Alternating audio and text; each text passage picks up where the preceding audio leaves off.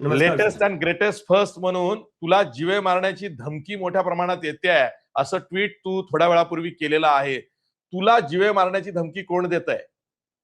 Sir मला माहिती नाही, कोणीतरी माझा नंबर लीक केलेला आहे आणि मला आजचे बरेच मेसेज आलेले की तुझं आम्ही पाहून घेऊ आणि तुला काय वाटते, तू अमेरिकेत असशील तर तू वाचशील का, आम्ही तिथे येऊन मारू आणि तू जरी तिथे असशील तरी तुझे आई वडील तरी इथेच आहे ना, आम्ही पाहून घेऊ. मला सगळे असेच मेसेजेस येऊ लागले मागच्या 1 तासापासून. कालपर्यंत असं काही झालं नाही, पण काल नंतर मला नाही माहिती काय झालंय, माझा कुठून तरी नंबर लीक झालाय आणि आता मला प्रत्येक मेसेज हा मला असं मारून टाकण्याचा येतोय. पण अभिजित, ज्या पद्धतीचा तुझा स्वभाव आहे तो बघता तो बंडखोर विद्रोही स्वभाव आहे. तो बरोबर सर. प्रस्थापितांच्या विरोधात आपलं म्हणणं मांडण्याचा स्वभाव आहे. माझा हो. से या लोकशाहीमध्ये असला पाहिजे हे म्हणणारा स्वभाव आहे. तू जीवे मारण्याला, अशा धमक्याला घाबरतोयस?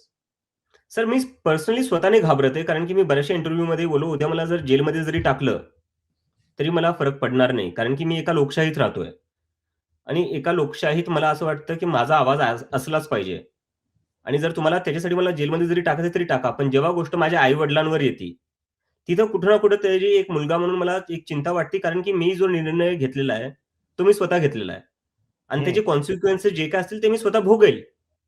पण माझ्या आई-वडिलांनी तो निर्णय घेतला नाही, हे त्यांचं चॉईस नाहीये. ही तर माझी चॉईस आहे ना, जे मी करतोय.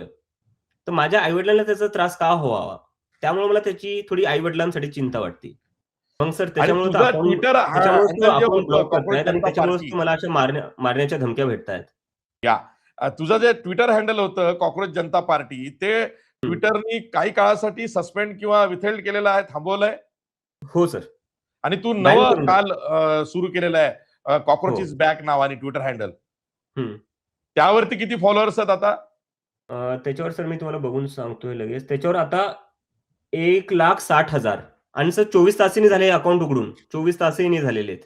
मी गेल्या 10 वर्षापासून ट्विटरवरती आहे. माझे फॉलोअर्स हे 1,66,000 आहे. म्हणजे यांनी एका दिवसात मला खाऊन टाकलेला आहे. आणि भाजपला सुद्धा 4 दिवसात इंस्टाग्राम आणि ट्विटरवर आता खाईल, पण इंस्टाग्रामवर खाल्लाय.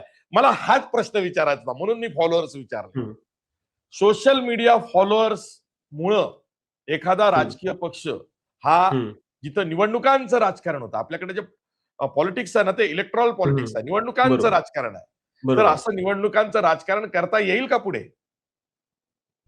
सर आपण याच्यात एक गोष्ट बघितली पाहिजे, की आज 5 वर्ष मागे जाऊ आपण.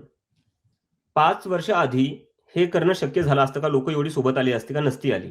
कारण की एकंदरीत भारतात मोदीची वेव्ह होती आणि एकंदरीत भाजप विरुद्ध कोणी बोलायला पर्सनल लाईफमध्ये असो, मित्रांमध्ये असो, कुठं आपण बाहेर बसलो तिथं असू द्या किंवा सोशल मीडियावर असू द्या, कोणी बोलायला घाबरायचं. आणि आज आपण बघतोय, की 5 दिवसात 2 कोटी लोकं सोबत एकत्र येऊन भाजपची टिंगल उडवतायत. सरकारची टिंगल उडवतायत. तो कुठे ना कुठे मूड बदललाय सर लोकांचा. आणि यश, मला वाटतं आणि हे तू तू सरकारलाही तू कळतंय. अमेरिकेमध्ये आहेस. अमेरिकेचा जो मीडिया आहे, हं, अमेरिकेचे जे जर्नलिस्ट आहेत, हं. ते सरकार विरोधी भूमिका फार निर्भीडपणे घेतात. पण हो सर, हो. भारतामध्ये असं आहे, की सरकारच्या विरोधात बोलणं म्हणजे तुम्ही देशाच्या विरोधात बोलणं, असं एक नॅरेटिव्ह पसरवून ठेवलं गेलेलं आहे. त्यामुळे हं. आम्हा पत्रकारांची सुद्धा अनेक वेळा गोची होते. हो, हो. आणि सर मी तुम्हाला त्यामुळेच इंटरव्ह्यू देतोय. कारण की मला माहिती आहे, तुम्ही ते तसे पत्रकार नाहीये, जे घाबरून जासाल. अभिजित, मला एक प्रश्न आणखीन विचारायचा आहे. ज्या अर्थी तुला जीवे मारण्याच्या धमक्या येत आहेत, त्या हं, अर्थी जे धमक्या देणारे आहेत, त्यामध्ये हं, मी सांगू शकतो तर ते एकतर कट्टर हिंदुत्ववादी असतील किंवा हं, कट्टर राष्ट्रवादी असतील किंवा हं, त्यांना तू पाकिस्तान मेड काही असं हं, वाटत असावा, की त्यांनी हं, तुला इकडे सोडलंय, की तू हं, सायबरवरनं किंवा सोशल मीडियावरनं हं, सरकारची गोची कर किंवा सत्ताधारी हं, पक्षाची गोची कर. हं. तुला असं कोणी काही समजावून सांगण्याचा प्रयत्न केलाय का? आरोप लागतायत सर माझ्यावर. पण मला वाटतं जे माझ्यावर आता मला ज्या धमक्या भेटताय ना, याच्यात एक इंटरेस्टिंग गोष्ट आहे सर. हा. काल मला कोणीतरी धोरण विचारत होतं, तुझं दलितांबद्दल धोरण काय आहे, काय नाही? त्यांना माहिती नव्हती. माझी जात मी कधी सोशल मीडियावर अशी सांगितलेली नाहीये. तर माझ्यावर कोणी प्रश्न केला, तुझं पण दलितांबद्दल तू धोरण काय आहे? ट्विटरवरती बोललायस की तू दलित आहेस म्हणून. मी आणि बघितलं तुझा त्याच्यानंतर एक सर मला रिप्लाय. धमक्या भेटणं सुरू झाल्या. त्याच्यानंतरच मला धमक्या भेटणं सुरू झालेल्या आहेत. ही ओके. गोष्ट लक्षात घेतली पाहिजे.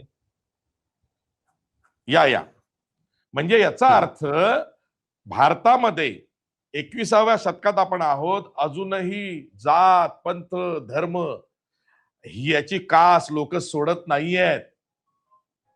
अजूनही भारत म्हणावा तसा पुरोगामी नाहीये.